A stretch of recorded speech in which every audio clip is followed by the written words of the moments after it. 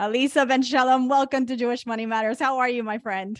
Good. How are you? I am good. You are a longtime friend of the show. You've been on the show before. You're a personal friend. It is so good to have you back. This is going to be like our overdue, coffee date that we've been trying to have for years. So many things have happened since you were here last, namely you moved to Israel. That's a big thing. What is it now? 2 years? 3 years? Just over 2 years. Yeah. Just over 2 years. See, I'm keeping tabs. And of course, becoming the matchmaker of the Netflix series Jewish Matchmaking. So it's going to be so fun to have you on the show and talk about this. And I think part of what's going to make it fun is the fact that I know that I didn't watch the series. I was just watching through the sidelines and watching my friend like shine and hearing everybody rave about how incredible you were and how you were outstanding. And it was such a Kiddush Hashem. And I was like, I know, because she's fabulous. Sadly, I can't go there because if I go there, I don't know how I'm going to stop. Like I could binge watch every episode of, I don't know, Friends and Ally McBeal and God knows what, everything that I stopped watching over 20 years ago, right? So now you're going to fill me in. Let's go behind the scenes a little bit. Aleeza, how long was I think we had a conversation where I intuit that there was something big in the making that maybe led me to think it was related to Netflix a while back ago. But how long was this project in the making? So it started for me in the summer of 2020 or fall of 2020, where they started doing interviews for the matchmaker. And they called me, we went back and forth. And then by January 2021, we're like, okay, we want you, but we need to get confirmation that we're actually going to do a show, right? Like we only got a budget to find the matchmaker, but we didn't get a budget to actually build out the show. We'll call you soon. Interesting. And then March of 2021, we made Aliyah. And when we were here, we found out that they said, yes, we're sending you a contract. We're going to do the show. And I'm like, okay, great. And we had just moved. And I was like, well, when? And they're like, well, casting. And then a year later, February of 2022, we started to film. And the fact that you had moved didn't affect any of this, I guess. And from their perspective, they didn't care that you were on the other side of the world. No, not at all. No. I mean, I actually think that they wanted a matchmaker from Israel. They had the Indian matchmaker who was from India and went all over the USA. And I think that they were looking for the same type of a thing. We filmed not just in the USA, we filmed in Israel as well. So Interesting. So I guess when you entered into this, these talks with Netflix and things got more serious, I would presume there were a few things that were important to you, Aleeza. I mean, I could imagine maybe your privacy and the privacy of your family, your children, the accurate portrayal of Jewish observance, of your lifestyle as an observant Jewish woman, and obviously the financials, the economics of the agreement. Were there maybe other things that were important? And can you walk us through maybe how you worked these out with Netflix so that it would be a win-win for everybody, for you and for them? Absolutely. So you really listed the top 3 things. So family, I know my friends. Family's totally number 1. And we talked about how long do I have to be away and when can I come back and what's the schedule going to be like. And it was still COVID times, even though it was, coming towards the end of COVID, right, and all of the things, but still flying in and getting testing and quarantining. It was still a whole thing that we had to go through. So I said, listen, for me to be away from my family, I've never been away for any length of time, like maybe a couple of days, a week at max to go do something, right, a program or something like that. But they said, well, it's going to be at least 2 weeks, maybe 3 weeks plus. And I was like, like 3.5 weeks. Like how many Shabbases? I'm counting Shabbos. Right.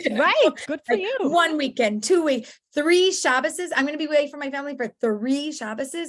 Wow, that's a bit much and quite overwhelming. And the first time that I went away, it felt really long. And by the time I came back, I was like, okay, I am so happy to be home. I think for the kids, it was something new. I think it was more of a transition for me. And then when I did it again the second time, first of all, it was a little bit shorter. So it was 3 weeks, but 2 Shabbases. They handled it. I handled it a little bit better. And for them, they're like, oh, again, she's going away. And then So by the third twice time, you had to leave an extended. So wait, break these for me. The first time Okay. was 3 Shabbases. yeah, 3 Shabbases February, 2 Shabbases May, and 2 Shabbases in August. And they filmed here in April and July. This is all of 2022. We filmed for 7 months. Oh, wow. This is a big long-term project. Yes. Yes. And I mean, imagine also you're traveling for 3 to 4 weeks. I kept going from city to city. And in terms of also running my own business and doing everything that I had to do, that was a whole nother consideration. The truth is that the filming time that I was needed boots on the ground was not as overwhelming. I would do, hair and makeup, get ready, and then I would have a shoot probably less than a, it wasn't a full day. It was usually a half a day or a few hours for me. And then I was done. And so the filming days were booked with, filming stuff. And the other days I was quote off. I was in the same city, available if they needed me, but I could do my other work in between. It just depended which coast I was on and what I could do with my clients. So going back to these 3 things that were important. So your family now is on board. They sort of got used to it. Your family's privacy was not a concern at this point. Or was it? No, right? No, at this point, nobody told anybody that it was me except for the people that were on the show. So nobody knew anything.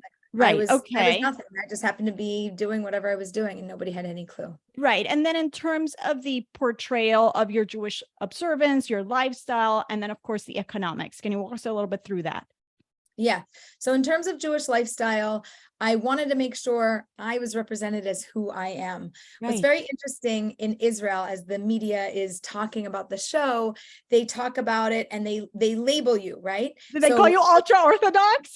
Yeah, they're calling me like the Haredi Shadchanit. And then some people are like, she's not Haredi. What are you talking about? And they're like, they don't know the appropriate title to give me. And labels are for clothing, people.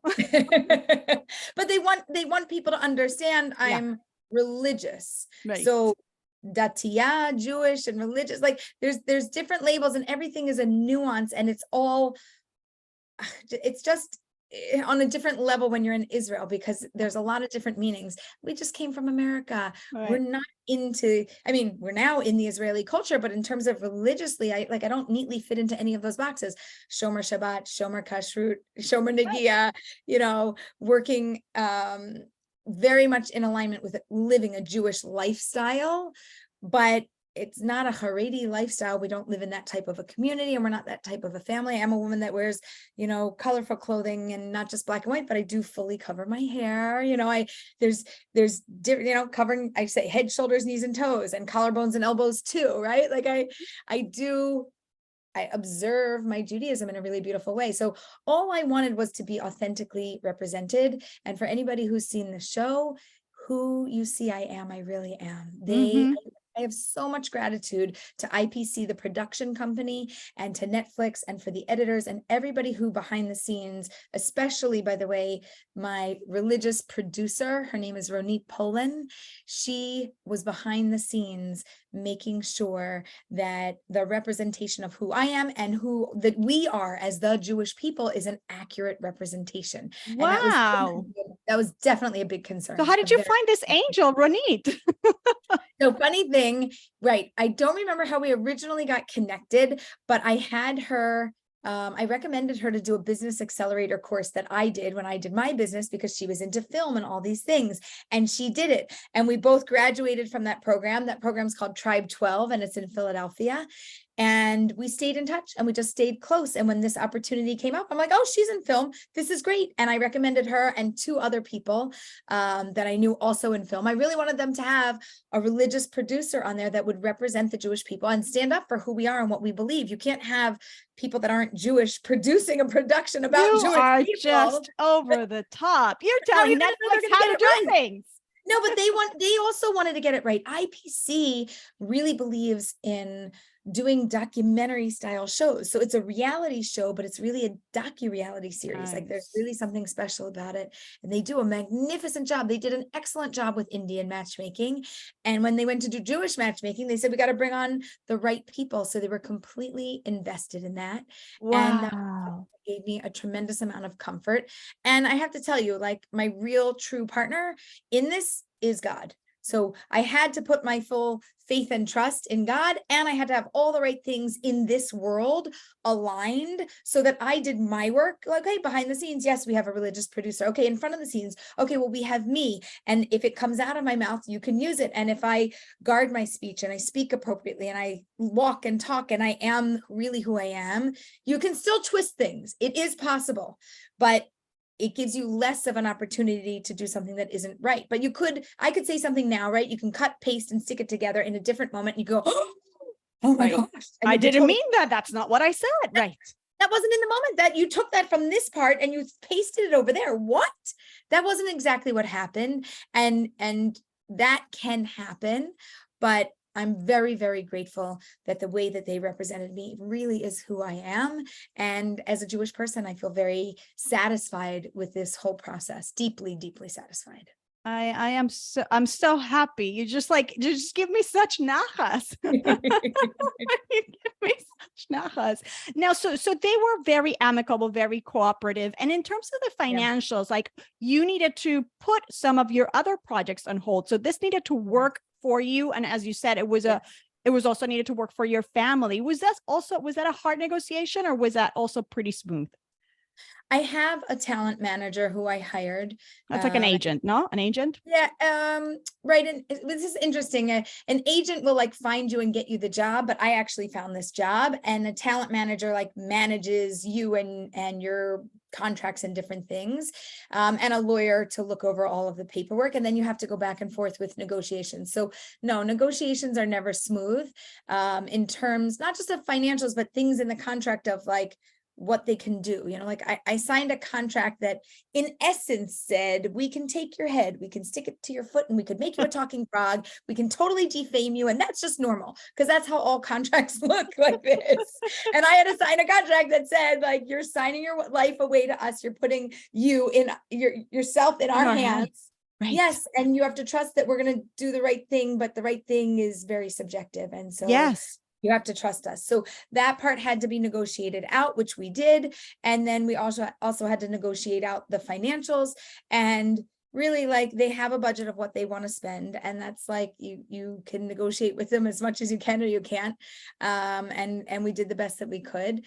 And it's a first production. So before this, who am I? Nobody knows, right? Like, who are you? Who am I? No, we're nothing in this whole world. Nothing. At the same time, we're like, whoa, we're changing the world, but nobody knows that. So today, now, millions of people know of me because of this show. Am I the same person that I always was? Yes. What's different? Difference is that a lot of people now know about me, but the credibility that I had before then wasn't very much. I was just one of many people who was doing great things in the world, but not millions of people knew about me, only thousands. They don't just know about you, they know about God. Yeah. And talking about God, out of all 8 episodes, because you didn't watch the show, you don't know this. I know. It hurts that you're saying that. Okay. Episode number 8. This isn't exactly a spoiler, but I'm going to share some information. It's called Amen. Okay. Amen is what you say at the end of a blessing. And at the end of the whole show, I give a blessing, because that's Aleeza bracha, joy and blessings. It's all in my name. And I'm always giving people blessings. It's like my trademark. Yes, and I know I gave blessings all over, but like I specifically like looked at the camera and gave the audience a blessing. And at the end, I'm like, and now you say Amen. Okay. And I taught them that you say Amen at the end of a blessing. And they labeled the name of the episode Amen. So you want to talk about God and being there. It's not like the Purim story where God is hidden. Amen, Kel Melech Ne'eman, right? Like, we truly are here. I have chills. We believe with complete faith and trust, like, that God runs this world right there. You're just that right there. You're just so fabulous. I get chills. This is just so good. Such a Kiddush Hashem. Now that we're talking a little bit about kind of the trajectory that you just mentioned. Before I was doing amazing things. I know, and you've been on the show, so some of our listeners also know you were doing amazing things. Now it's just millions of other people now get to see what that is. Maybe we can, it's all in God's hands. As you said, he's your partner. That's it. We're not in charge of the results. We have really zero control over that. But there's also been steps, just like you described. You took your different steps to kind of achieve what you wanted with the show. Now, in terms of your work up until now, Aleeza, there've also been steps that have sort of paved the road for leading you to this moment, right? You've been doing the work that you do and polishing and fine tuning for over 15 years now, right? Yes. So maybe walk us through some of the types of things that you've implemented over the years in your business, which now looking back, if you were to give advice to somebody now looking back, you see, these things were instrumental. These things really got the wheels turning. They were instrumental in getting me to this point. What would be some of those things? When I first started my business, I consulted with a lot of different people. So number one, I would tell people to be information gatherers. Go out there into the world, start talking to people that are good in business, people that are specifically in your industry, people that are wise, people that have a desire to help think through and process things, and be a hunter and hunt things and gather things and bring all of those things home. And then you have to make sense of it. So I went out there and I hunted down all of this information and I gathered it up and I brought it back. And the number one thing that somebody told me that stuck out to me was write a book.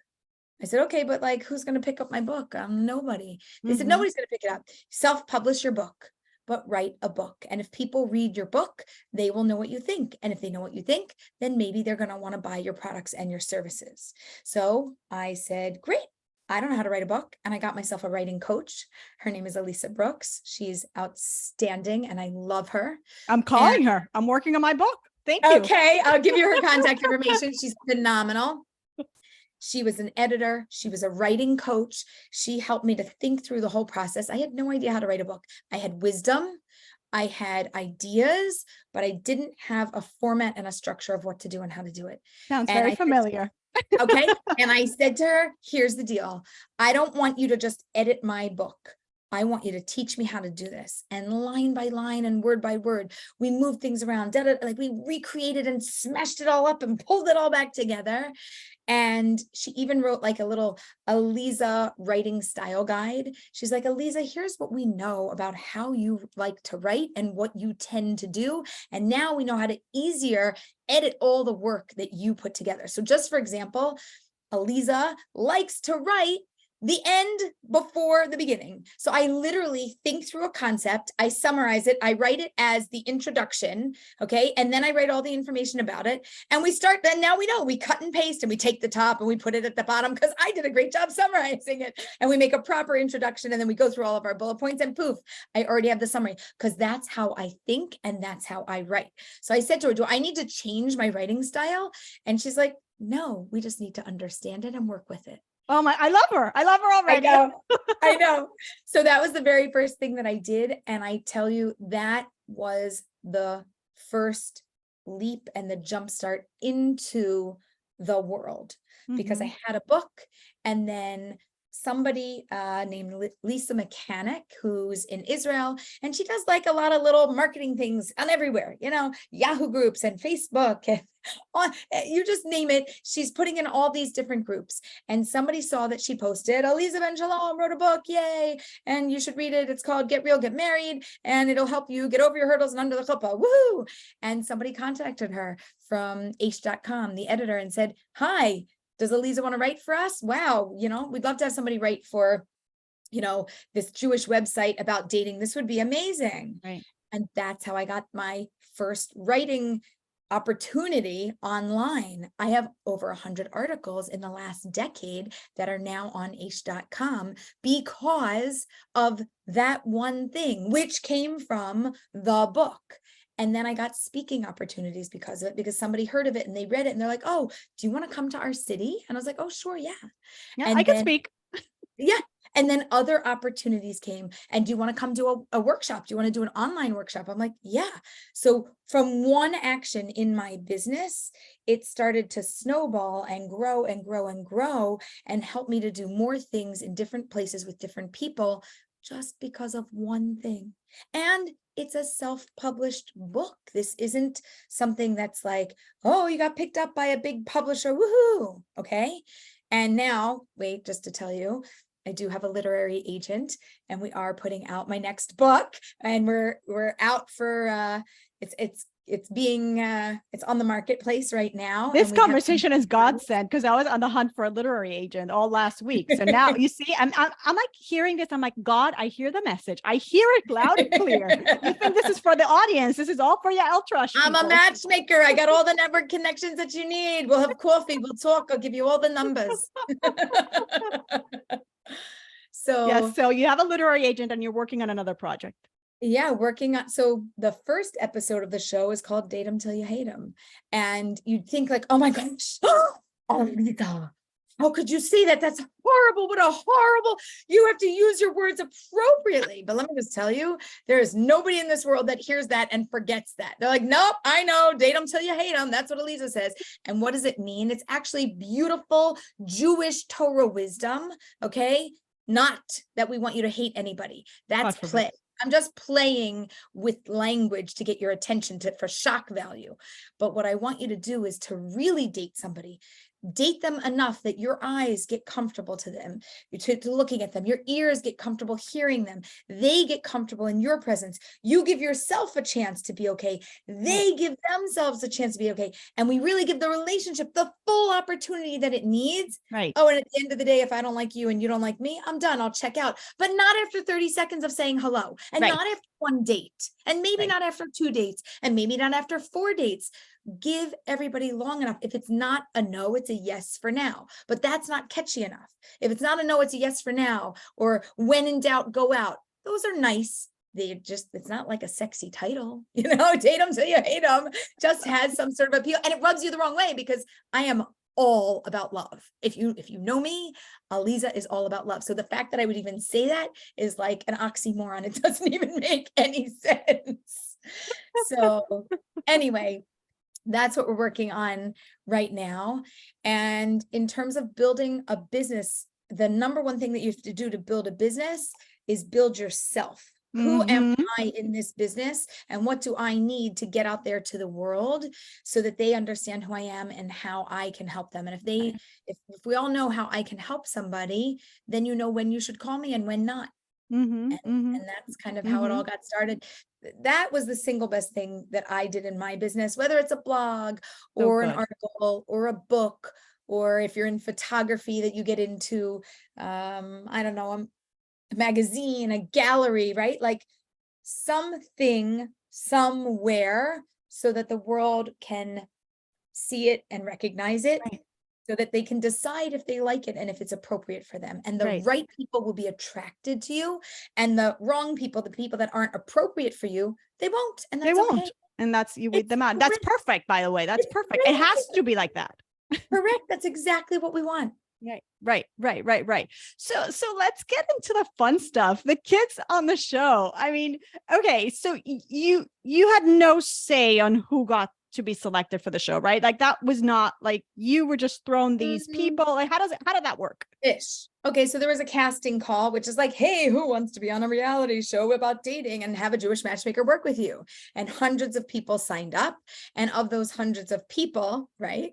I hope Jews. Did non-Jews also sign up? Well, it said it's a Jewish matchmaking show. You never know. They might think that's a very good thing. It could be. I only saw Jewish people, filter in. Although we did do like halachic background checks to make sure that everybody was, according to Jewish law. Wow. Like you said, we're choosing Jewish people for the show because it's a Jewish matchmaking show. If it was a different, right? So, so they applied, and then there was like like everybody has their top list of their favorites. So I got to see like the list of who they would be open to having on the show. And I got to say, here's who I'd love to work with. Nice. Okay. So you did have some say. Yeah, and there were some, like if I didn't think it was going to be a good fit, I said, I don't think this is going to be the right fit for me. So, or here's like, I wanted people that would be beautiful representations of Jewish people in the world, doing whatever they're doing. It didn't matter what they were doing in the world, but just that they were good people. And so what was the goal? That you would get some of them married? Was there like a minimum, like what is the end goal after all the episodes? How many need to get matched? How does it work? So the end goal ideally would be marriage. If you imagine a 7-month filming process, you realize that secular people are not getting married in 7 months. Right. Or maybe very few. A lot of people that were in the show, not a lot, but a handful of them, half-ish, were under 30. So 29, Okay. 28, 24, 26, something like that. So if they're not in the religious world, they're not getting married so fast. Right. And the one in the more observant world would have been the only one that we had a real shot at getting a wedding within 7 months if we matched her at the beginning, right? Like at the beginning of the 7-month process, you match, it works, you follow the story, by the end, you could get an engagement. But if you match somewhere in the middle and then you only have 2 months or 3 months, like the timing of getting a wedding doesn't make any sense in terms of filming a show like this, unless you want to film for a year and a half or 2 years. Or unless you chose super marriage-minded people who were ready to make a decision within 2 to 6 months. Right. I mean, like fast, really fast. The goal was to show the Jewish matchmaking process. So it's the process, right? The beauty behind the process. Everybody would want a wedding. Everybody would want a wedding, but the goal is to show the process and to take people from where they are to a better place. Mm-hmm. And right now, 2 people from the show got engaged, not from people that I made the introduction with, but I did a lot of the coaching and supported them even after the show ended, and they got engaged. So I did see that. So I was confused. Were they matched in the show? Was this after the show? So, okay. That was after the show, and I was still working with them and did some coaching with them. And there's another person that's soon to get engaged, but it's hush hush. And of course, I'm going to be able to announce it later, which I'm a little bit sad about, because that is a match that I actually made, not just coached. There is a match that I made that is going to be happening pretty soon that I'm very excited about. Poo poo poo. And there's a lot of good that came out of this. So many people felt supported through the process and appreciated. A lot of people really got a lot of different ideas about dating, relationships, and matchmaking, and a lot of wisdom, and it helped them on their journey. Like everybody, I do not just matchmaking in terms of making an introduction and putting 2 people together. That's one part of the process. The other part of the process that is heavily done, at least by me, is the mentorship, the coaching, the support. That's what I knew about your work. Exactly. Oh, you need that. You can't get to chuppah without it. Which really, the matchmaking is a little bit of a misnomer, because really the heavy lifting is in what you do before that even happens. Exactly. Before, during, and after. It's the whole process. And the other piece of it is what we call the closing, like getting them to the chuppah. Yes, this is your person. Are you sure? Yes. Clarity, soulmate clarity, clarity, clarity, clarity. That's the other part of the process. And that, I'm in love with that part of the process. That part is like, ooh, clarity is my thing, and making sure people make a great decision is. So how many kids did you have on the show? I call them kids, but like, because my kids were also on the show. A couple of them. Oh, they were? No, I know you have 5, Kenai and Hara, but I'm talking about the ones who got selected these to aren't match. Kids. Okay. So first of all, kids, I'm just going to tell you, my kids, by the way, were on the show wrapping to fill in with my husband. There's a scene which is incredible. You missed out. I'm sorry. You missed out. I know. I'm totally. I'm talking to my husband. Maybe we should like seclude ourselves and like go watch the thing. So I would say how many daters, if you want to call them daters or singles, were on the show. So you don't see all of them. So actually who made it in about, I think there were 9 different daters, 2 in Israel, 1 in New York, Chicago, Miami, Kansas City, Jackson Hole, Wyoming, LA. So there were 9 people that were my main people that I worked with. And then I looked for daters to date them. Got And there were it. other singles that came on also. And then, and I, by the way, I had 100% control, free reign to say yes or no to who they would date. I got to pick the dates. Some of the people came from applicants who applied to be in the show, but they're not the main person, but then we knew they were okay with being on television, so we used them.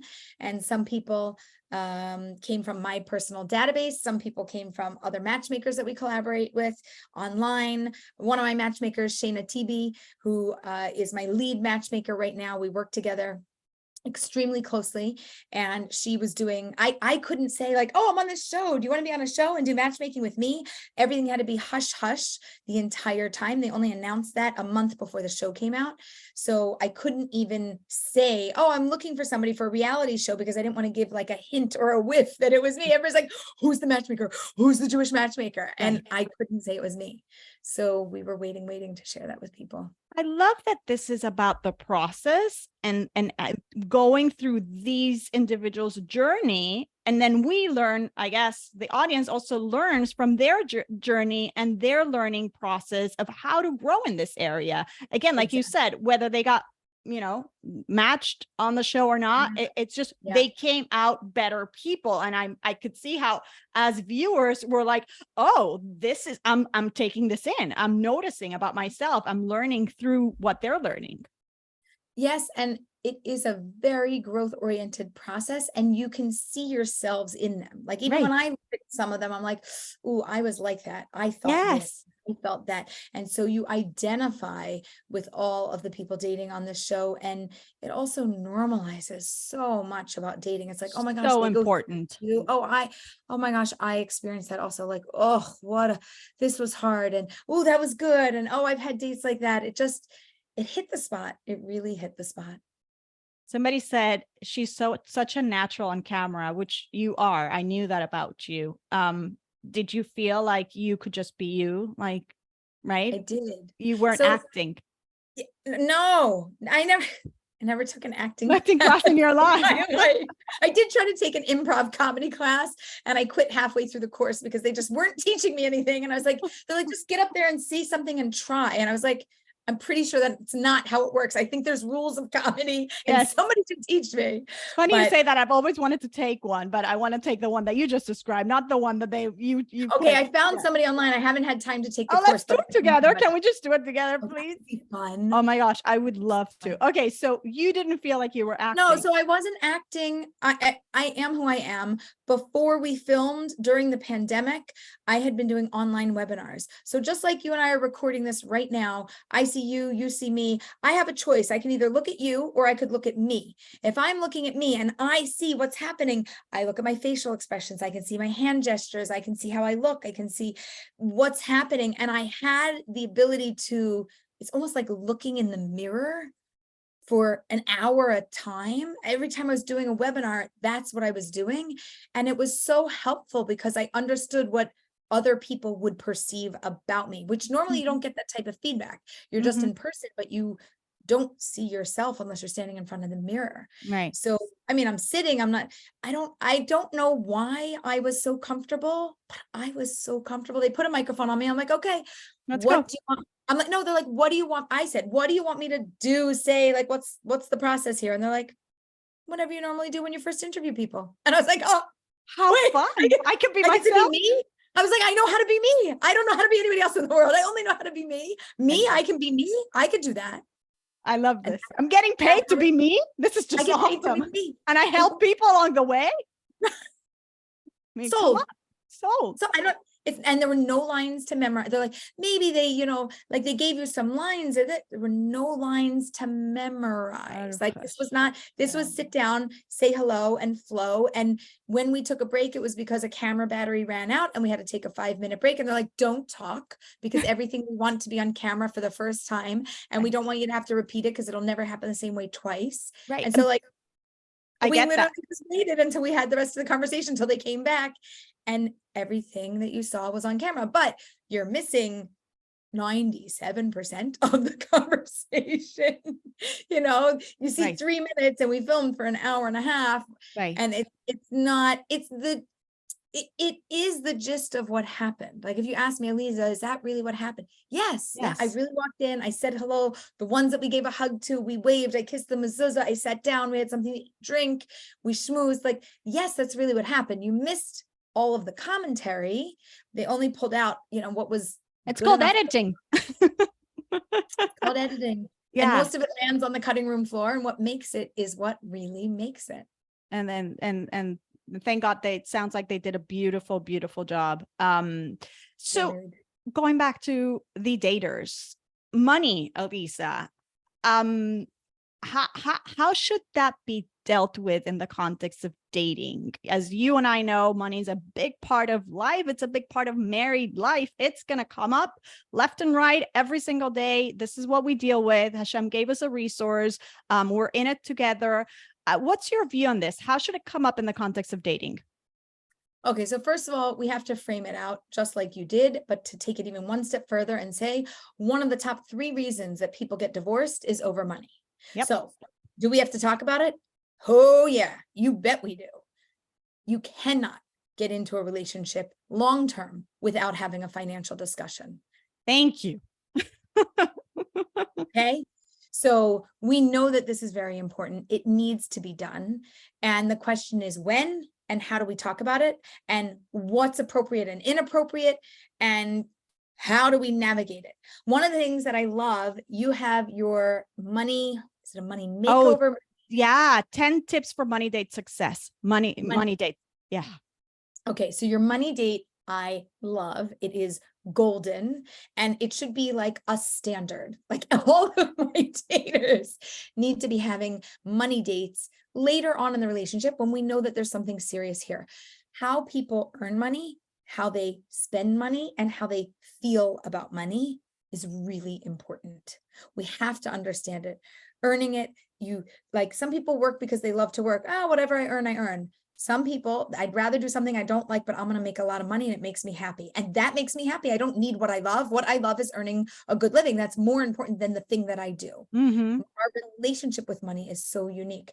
I grew up being a saver. Okay. So I got my first job as a babysitter and I started collecting money.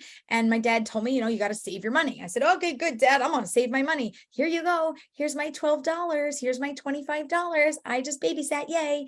And he said to me, one of the best pieces of advice, come back when you have $500 and I'll put it in your bank. Okay. I don't know how many months it took me. I come back with a wad of cash in my hand, 1s, 5s, 10s, right? Maybe a 20 in there. And I go, here you go. And he's like, what's that? And I was like, $500. You said, come back when I got 500. He goes, good job. Do that again. And he took the 500 and put it in the bank. And I come back a few months later. I learned to save. And then when I got married and had children, I had to learn how to spend because I didn't like to spend. I was only practiced at saving. And that was a strong value for me. I valued earning and saving, but I got to buy a car. I got to buy a house. I got to go buy clothing. I have to invest in tuition. There's so many things I have to spend on and I don't like spending. It doesn't feel good to me. And my husband and I have different relationships with money. So we'd have all these discussions. So I think that having these discussions at the right time, meaning I like you, you like me, there's something here, we're exclusive. We're thinking about taking things to the next step. But before we jump over like a major hurdle, let's have a discussion of what would that look like? Let's plan it out.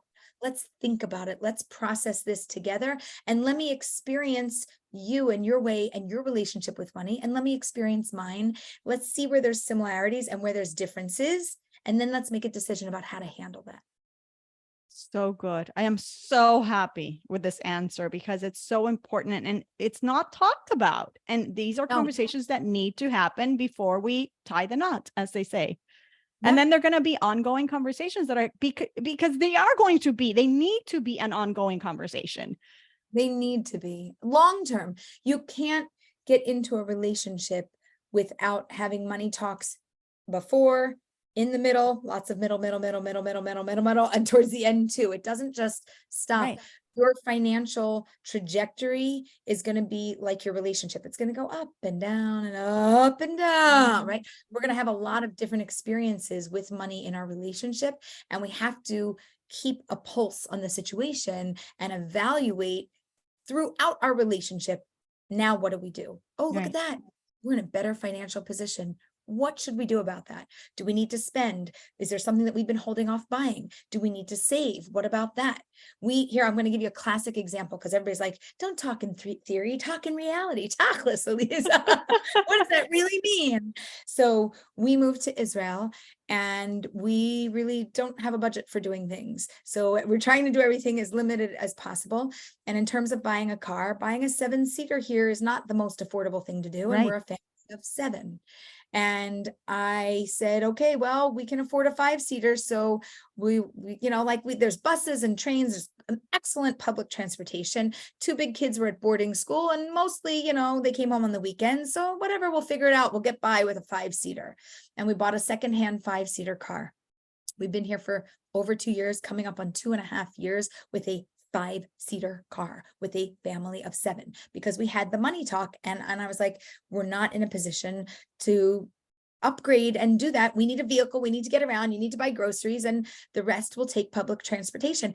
I just took the bus to get to the train the other day so I could go to Jerusalem. Besides the fact that I don't want to drive in. I love taking it, but it's just what we decided. And it was a money talk. And that was a money-made decision. Yes. And now it's like, oh, maybe we need a 7-seater. Okay, well, are we in a position to do that today? Yes. What kind? How much? Secondhand. So we're looking at now a secondhand 7-seater vehicle for us to purchase so that we can have what we need. But every time you still have to have the money talk. We're married 20 years, 20 years, and it's still a discussion. Where are we at today? What can we do? 100%. And by the way, it's the way God wants it to be. He doesn't want it to be, like you said, it's one of the 3 top causes of divorce, God forbid. He doesn't want it to be a point of contention. He wants it to be something that brings us together. We have to have those conversations and make those decisions in a unifying way. And sometimes the conversations are going to be a little rocky, but they're going to get us there because we're having them. Right. So good. I alluded to you in a conversation about moving to Israel. Somebody made a statement about it's so hard to make a living in Israel. And I said, that might be true, but I mean, are you making that? Who's to say it's not hard to make a living here? By the way, who's to say that the financial bracha is not going to come when you move to Israel? Look, I have a friend. She moved to Israel. She landed a huge contract with a huge TV company. I don't know. There might be a connection there. I happen to think that it was more appealing for them to have somebody that was from Israel, even though I had just moved here, but like from Israel, than just somebody from the United States. I happen to think that was a part of the branding, and I do think that was part of the blessing. I believe it. I see it. I mean, come on. Okay. Yeah. With that, Aleeza, before I ask you what else is on the pipeline, which you sort of alluded to, should we do some Jewish Money Matters fill in the blanks? Ooh. This is a part of This is a part of the show where I give you an open-ended sentence and you finish it with the first thing that comes to mind. Yeah. Okay. When I give Meiser or Tzedakah, I like to give to. Oh, I like to give to things like, I can tell you where I like to give to daily giving, because daily giving gives to multiple places, and I feel better about it going to many different places because I have a hard time making a decision where I want to give. We are so, you and I were just, I had to think for a minute. I'm like, I can't make a decision. I have to give you a 1-word answer. I'm like, no, that's my favorite place to give. I know. I love daily giving. They're a sponsor of the show. We've had them on the show. I talk about them all the time. Anybody listening to this conversation, please sign up for daily giving. Do yourself a favor. You're going to love it. So yes, I agree with you. I'd love to make more money because if I don't have to spend time thinking about how I'm going to feed my family and pay for my groceries and my gas, I can focus on changing the world in a really amazing way. And I can focus on my family and building that up more. Beautiful. Something I wish I'd learned about money growing up is? Oh, I learned so many good things. I wish I learned that. Oh, tell us. Give us an insight on the way you grew up. I learned really well I feel like I had a really good money education, Wow. but I mean, I also happen to love numbers. I like numbers. I think in numbers. I'm always calculating. My mom always sat there doing things with me, like percentages and how much you charge here and there. And, oh, is this a better deal for the toilet paper? Is that one, like this one's on sale, but that's a better deal. You have to do the math. So, I sometimes wish I learned that just get what you want, the money doesn't matter. Meaning I learned so well to always buy the cheaper, better deal, whatever, that like my preference for something disappeared over the financial choice. Right. But sometimes your choice matters more than the dollar. Spend a little bit more and get what you want and make yourself happy. Yeah. And you alluded to that also, the giving yourself the permission to just buy, right? Yes.